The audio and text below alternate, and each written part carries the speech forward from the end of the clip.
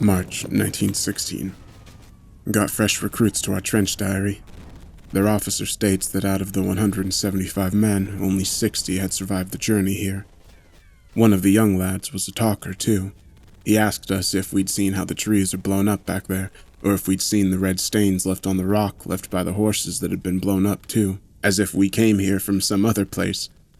When this fresh-faced lad was finished regaling actual veterans of his historic deeds, he said he was thirsty and asked where he could get a drink of water. We told him the water carriages kept getting blown up by the Germans, but that he could crawl on his belly down a ways to take a sip from the crater with the freshest rainwater like the rest of us, and that he can recognize it because there are bodies inside. He then asked why no one bothered to remove the bodies. I responded, "They did try. Half the bodies in there exposed themselves trying to get the other half out. Now they're all wearing shrapnel. That's why we crawl." He then said, and I remember his wording because it was quite amusing, "To hell with that then. I'll take a canteen from the first Fritz I run through with my bayonet." To which the response, of course, was, "What the hell makes you think the Huns have more water than us?" It went back and forth for a time. I never did feel the need to learn that boy's name because I don't imagine I'll be using it long. Lieutenant Roberts ran up through the mud and asked if that lad had been killed yet. He ran back to the rear when he learned that he had not. The boy himself was flattered that an officer had taken such a concern for his well-being. Then we laughed and said, "He drew you in the pool. If you want to do him a favor, get yourself shot before your friends do." We had a good laugh over that one. Later in the day, a Fritz sniper made Roberts a richer man. Germans made a run at our trenches today, diary. Don't know what for, and it wasn't a major push, but a little scrabble of them tried it all the same. Maybe they got tired of all this mess and decided to end it. I don't know. Regardless, we cut them to pieces. Some of the lads here cried after it happened. I cried too the first time I did that, seeing the damn uselessness of it all. God went through the trouble of making a man, giving him a spirit, and then he breathes his last at the age of 16 because a Maxim round cut his belly open. I don't care what uniform you or he is in. When a man is dying helplessly, he's just another person. There aren't many more terrible things to see in all the world. This is ugly work, but it must be done. April 1916. The worst days are when it rains. God, isn't there enough mud already?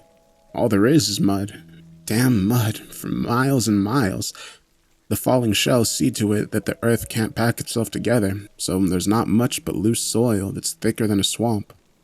You dig in mud, you lie in it, you sleep in it, you sit in it, and it gets into your pores intimately, and becomes part of you. Sometimes we can hear the screams of men who got themselves stuck in the pits of mud. They're not screaming for help, they're asking to be shot, as a mercy. And no man can help you or kill you without exposing himself to that or bullets. So you drown in it over the course of days or weeks, abandoned, slowly going mad. Their screams tend to stick with you. I'll put it like that. That's out there. In here, in this God-forsaken, goddamn pit, we have our own abominations with which to contend. When it rains, something from which there is no cover from at all, the trench fills up with water to your hips, and you must live in that until it recedes. Wounded men in the rear belts of the trenches drown because the water rises past their noses, and there's nowhere and no one to move them. All the fighting boys are busy moving the guns to higher ground because a good gun is worth 100 wounded men. The rest of us weep because we are so filthy. Another thing when it rains, the bodies you thought were buried come back to you. Sometimes whole, sometimes in bits and pieces. They are part of the soil now. Because the front never moves anymore, there are corpses from a year ago nearly, and corpses from 6 months ago, and 2 months ago, and corpses from yesterday, and corpses from breakfast, rotting and stinking and feasted on by flies and rats that cover every inch of this place. Being buried in the mud is the best they can hope for. But when it rains, all the work we've done to pack them back into the walls of the trenches is undone.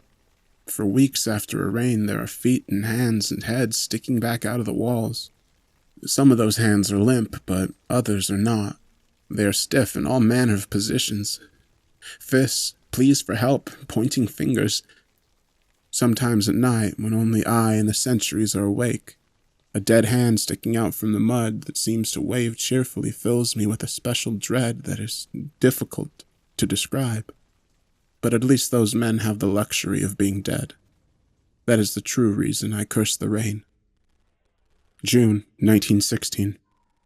The lads are saying a big push is brewing near the River Somme to take pressure off Verdun. If it works, we'll crack through the Hun lines and the bastards will pull away from Verdun too. And there won't be a damn thing between us and Berlin. Then we'll all get medals and statues made in our image and we'll go back to England as heroes. So say the generals anyway. But I don't believe in or care about any of that. I don't know what I care about or want anymore. 2 months ago, I would have given everything just to go home. The war be damned. Give France to the Huns for all I care, I would have said. Because there's not much here I can see that's worth defending. But now, I don't know if I would like to go home because I'm afraid my family will not recognize what I am now. I'm afraid I don't have it in me to love any longer at all. Not like it's any concern, because nobody cares what I want. I wonder how it is that human beings can treat other human beings like this. There is a morbid calculus involved here that perhaps better men than me can understand. For my part, I cannot come close. We heard the distant thunder of the big German guns, and then the shells fell down on us in waves. When those hit, the whole earth shakes and sways and coughs up these great plumes of rock and dirt and smoke, and there is no cover to be found here. All men can do is cower in the deepest parts of the trench they can find and pray. But maybe some lads aren't praying hard enough. Even over the sound of those shells you can hear screams. Howling, agonized screams from all the boys who lost legs and arms. They aren't clean feathers either. They're jagged and bloody and awful to look at, with flaps of skin wet with blood draping over a stump. One shell hit Fisher in the gut, and a moment later he was painting the interior of the trench. His own brother didn't have enough time to process that before a piece of shrapnel went through his throat. He coughed up blood for 20 minutes before he died, and just like that, the worlds of Mr. and Mrs. Fisher back in Liverpool just turned upside down. They don't even know it yet. When the shelling let up, we were left to pick up the pieces of our comrades. I helped one poor boy who was gurgling up blood and trying to reattach his hand to his wrist. I tossed that and began to bandage his stump, and we said nothing to each other during all of this. But that moment didn't last either. I'm not sure who it was, but someone shouted, "Gas!" And we survivors scrambled for our masks as the damned, wretched green-yellow cloud wafted its way over to us. Even the boy I was helping snapped out of his trance and scrambled for his mask and held it against his face with his good hand. I tried to do the same, but I realized something horrifying when I pulled my own mask from my pack. A great hole had been torn into it by shrapnel. It was useless. I looked up and could see the cloud getting closer and closer. In my panic, I tossed my worthless mask and fought this poor bastard for his. He was in no shape to resist me at all. I tore it from his head and put it against my own. I'll never forget the look he gave me. Confusion and not anger, but sadness and almost understanding. And then came the cloud, and his eyes widened up, and that look turned into one of fear. I was scared too. The whole trench was filled with that hideous gas in a half minute. Men choked and hacked and gagged and screamed and ripped at their throats. This lad could do nothing to stop the gas from getting in his lungs and burning it all up. During that whole ordeal while he died, he never once took his eyes off me, and I watched him too because I owed him that much. I had to see it. His face contorted, and he kicked and thrashed and writhed with both his free hand and his bleeding stump. He clawed at his throat until it bled too. Or maybe that was the blood from the stump. It doesn't matter. Unfortunately, he didn't last long. Other men did the same. One fellow opened his throat with his bayonet. Another, gagging and all blue in the face, crawled around a bit until he found a pistol. Then he shot himself in the mouth. Still others shook and shuddered and cried out and cursed God. When the gas subsided, all that could be heard were screams. Screams. Screams. Screams, long and loud and unending. Some men wept. 2 more shot themselves. Lieutenant Roberts couldn't speak. He couldn't blink. He couldn't do much of anything except sit there and babble and shake. I checked him up and down for wounds, but he had none. Then I removed his mask and saw an animal staring back at me. No longer a man capable of thought or reason or happiness. I suppose men can only endure so much before they are ruined for good and no more use to the army. Like old shoes or guns that don't work. As he was dragged off to the rear, I curled up on the ground next to the lad I'd killed and cried for hours. Many others did the same. Still, others just screamed for hours and hours until nightfall and beyond. Screaming, screaming, screaming. I'm a child again. This place is hell. July 1916. The day of the push. Many thousands of our big guns are throwing shells at the Huns in a rate that is simply astonishing.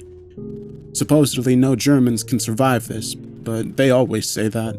And the Germans always survive the shelling, just as we do. And if they don't, they replace the dead with fresh meat for the grinder. My stomach is sick thinking about what comes next. No one here is talking. I suppose we are all wondering the same thing. Does it hurt? The artillery must have fallen on concrete, diary, because what we are witnessing here is not so much war as murder. Every one of our lads who stepped out to fight in Wave 1 was cut to ribbons before they fell. Someone here has miscalculated gravely, but we are committed, so the whistles get blown again, and the next wave of soldiers, boys as young as 16, some of them, go up over the trench line and meet the very same fate. Then goes another wave, and another, and another. Every man here knows he will not survive the march, that he has mere minutes to make his peace with God before he and his brothers are ripped apart. They go over the wall anyway, stone-faced, having accepted death. Not like there was much else to think about in this place. My time is coming soon, too. Damn. One man has been screaming from the moment he was hit and survived 3 more advances of our boys. I cannot imagine what kind of wound would drive a man to make those noises. It's inhuman. One lad here who must recognize the voice is crying, but there's nothing we can do because 2 rescue excursions have both ended in disaster, and the officers won't permit a third. That man will have to scream himself to death. I hope he's quick about it. All this for what? What great terror is this war preventing that would be worse than the war itself? I don't know. Maybe nobody knows. Maybe even the old men who sent us to die know only enough to tell other old men back in London and Paris that they at least tried to breach the line, but it didn't go so well. They can all shrug and get back to their supper. Ah, there's the old whistle. If we meet again, diary. So this is where it will happen. God went through the trouble of making me, giving me a spirit just for me to die in a shell crater with a bullet in my ribs and one in my leg. I suppose I have nothing more to say. You, diary, are covered in mud and condemned, and no one knows or cares that you are here at all. Just like me. I think I've got to go now.